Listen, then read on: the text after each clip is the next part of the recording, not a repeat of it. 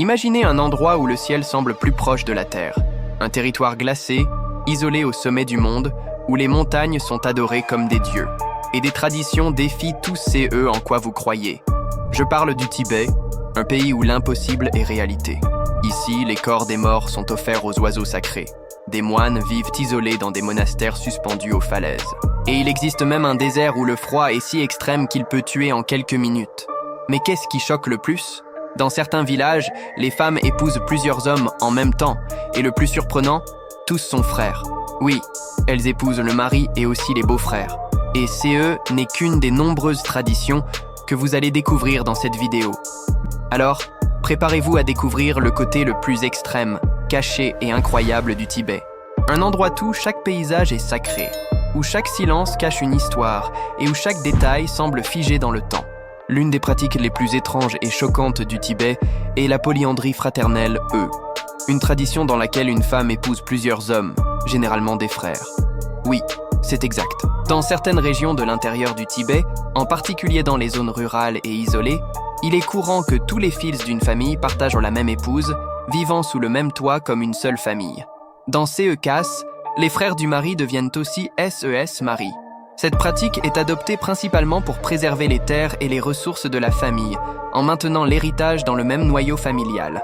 De plus, elle contribue à limiter le nombre d'enfants.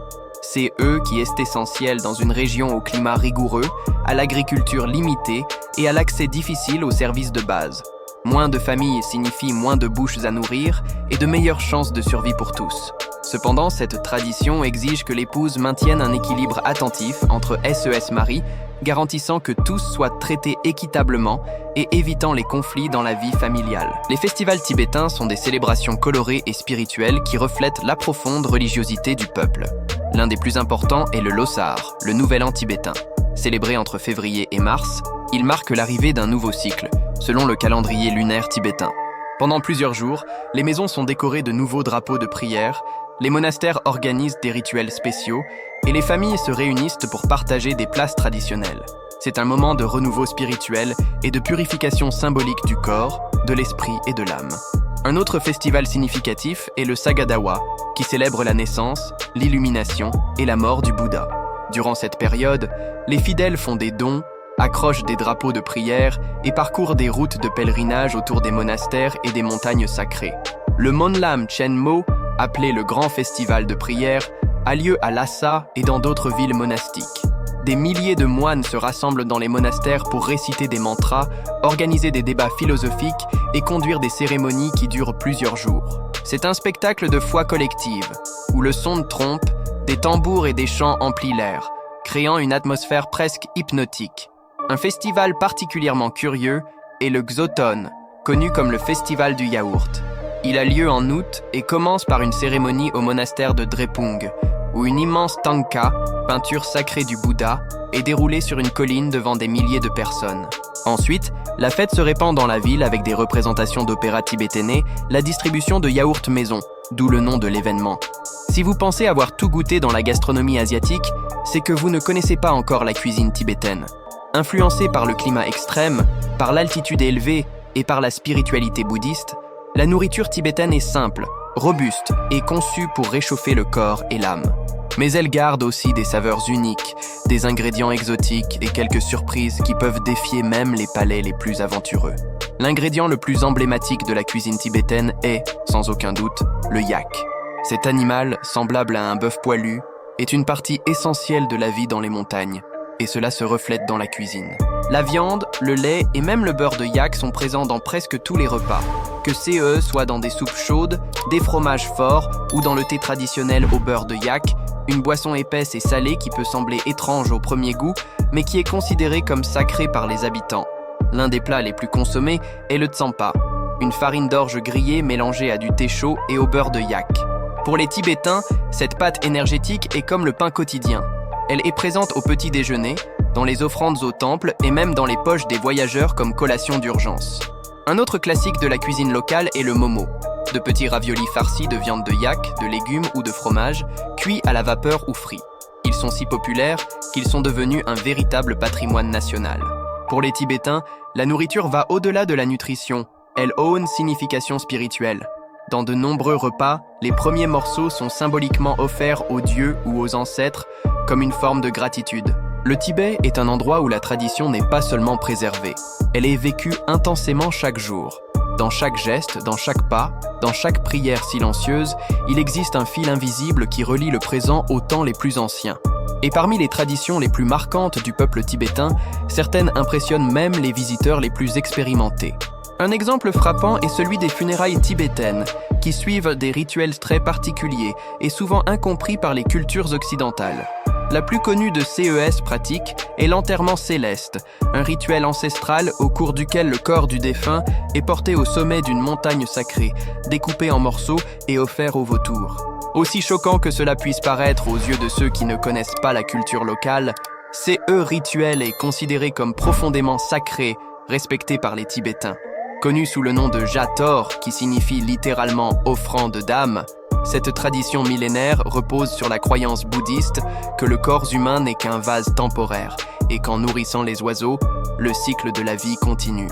Bien que cela puisse sembler perturbant pour nous, pour les Tibétains, cette pratique est un acte de compassion, de détachement et d'harmonie avec le monde naturel.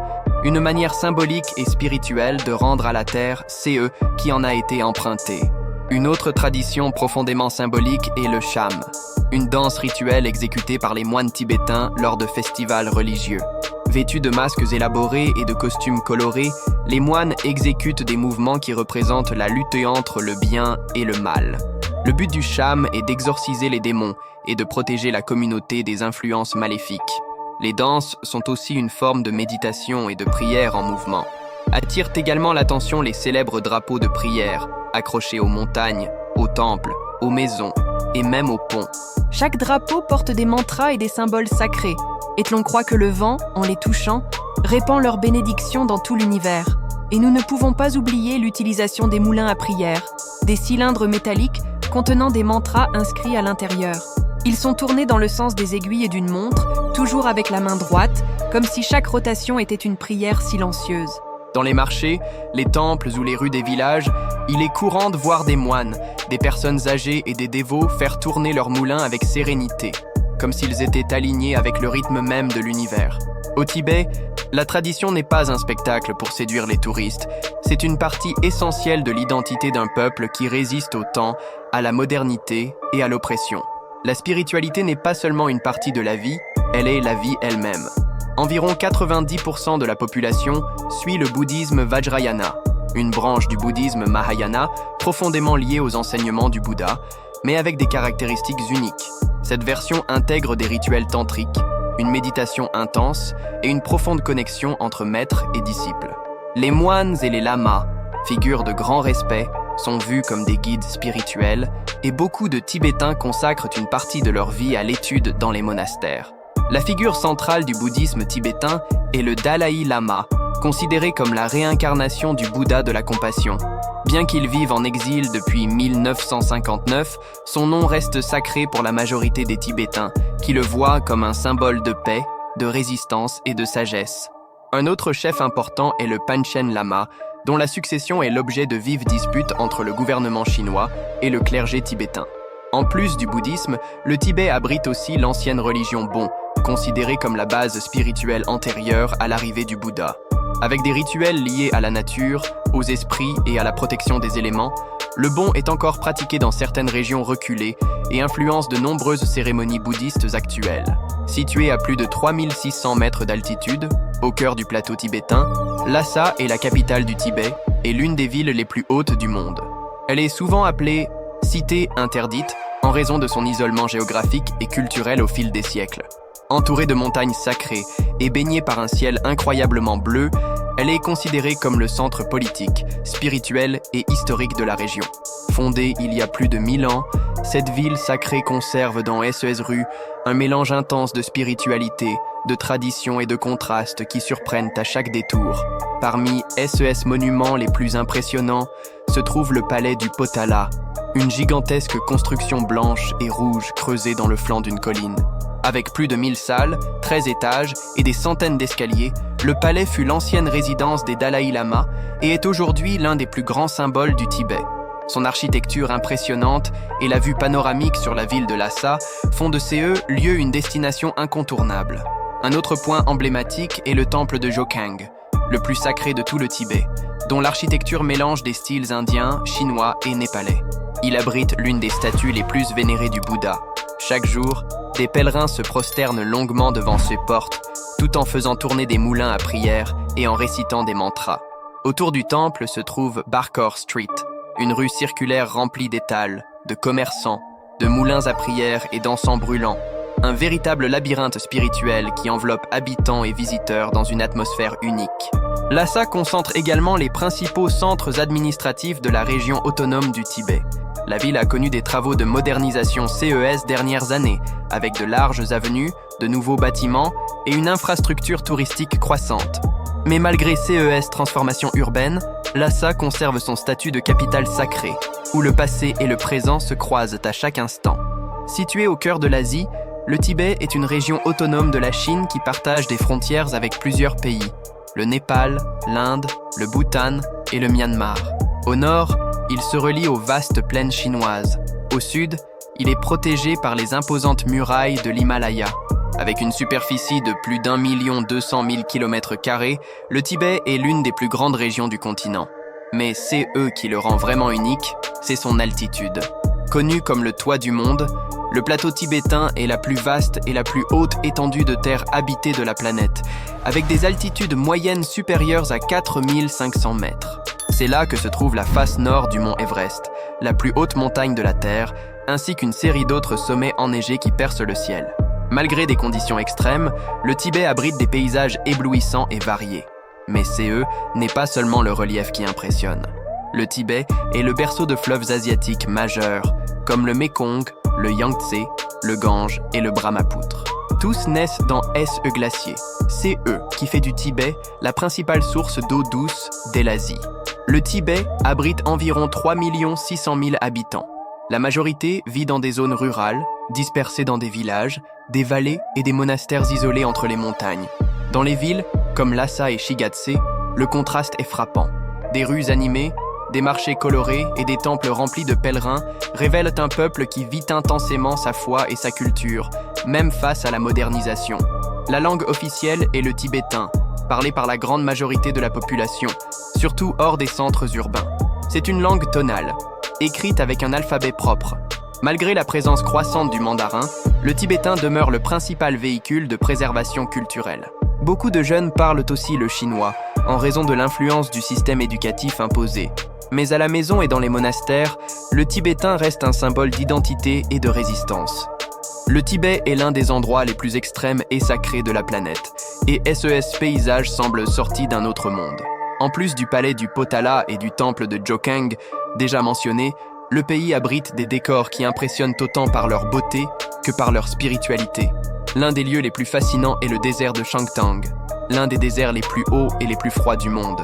Situé dans le plateau tibétain reculé, ce territoire inhospitalier atteint des altitudes supérieures à 5000 mètres et subit des hivers où les températures chutent en dessous de moins 40 degrés Celsius. Malgré les conditions hostiles, le désert abrite des animaux sauvages rares tels que l'antilope tibétaine, l'âne sauvage et le loup de l'Himalaya, qui se sont adaptés aux conditions de vie difficiles en altitude. Un autre lieu qui semble magique est le lac Namtsu, l'un des plus grands lacs salés du Tibet, considéré comme sacré par le peuple tibétain. Situé à 4718 mètres d'altitude, Namtsu est vénéré comme un lieu de méditation et de pèlerinage. Ces eaux bleu turquoise, entourées de montagnes enneigées, composent un paysage à couper le souffle, attirant à la fois dévots et touristes. En hiver, le lac gèle complètement, se transformant en un vaste champ de glace. La vallée de Yarlong est considérée comme le berceau de la civilisation tibétaine et regorge d'histoires et de légendes. La vallée abrite divers sites historiques importants, dont le palais de Yumbulagang, le premier palais construit au Tibet, et le monastère de Samye, le premier monastère bouddhiste de la région. En explorant la vallée de Yarlong, les visiteurs plongent dans l'histoire ancestrale du Tibet et découvrent les racines culturelles et spirituelles du pays. Un autre site impressionnant est la région de l'Everest, où se trouve le camp de base nord de la plus haute montagne du monde. Du côté tibétain, l'accès se fait par route jusqu'à proximité du glacier, offrant une vue claire et saisissante de l'Everest sans avoir besoin de longues randonnées. Là, le paysage est dominé par la glace, la pierre et un silence absolu qui semble figer le temps. Parmi les montagnes se distingue aussi le mont Kailash, l'une des montagnes les plus sacrées de la planète. Révéré par les bouddhistes, les hindous, les jaïns et les adeptes du bon, le Kailash n'a jamais été escaladé par respect pour sa sacralité. Autour de la montagne, les pèlerins effectuent une marche de plus de 50 km comme forme de purification spirituelle. Pour beaucoup, accomplir une circumambulation complète équivaut à purifier le karma d'une vie entière. En résumé, le Tibet est l'un de ces endroits qui ne s'expliquent pas, ils se ressentent. Un territoire où le temps semble s'être arrêté, où la foi façonne chaque geste et où les traditions sont aussi profondes que les montagnes qui entourent cette terre sacrée. Mais derrière les paysages à couper le souffle et les temples dorés, il existe un peuple qui résiste. Il résiste au froid, à la répression et à l'oubli. Un peuple qui vit encore les funérailles célestes, qui croit en la réincarnation et qui accepte, sans hésitation, de partager une épouse entre frères au nom de la terre, de la famille et de la survie. Cette vidéo touche à sa fin. Maintenant, dites-nous, qu'est-ce qui a le plus retenu votre attention ?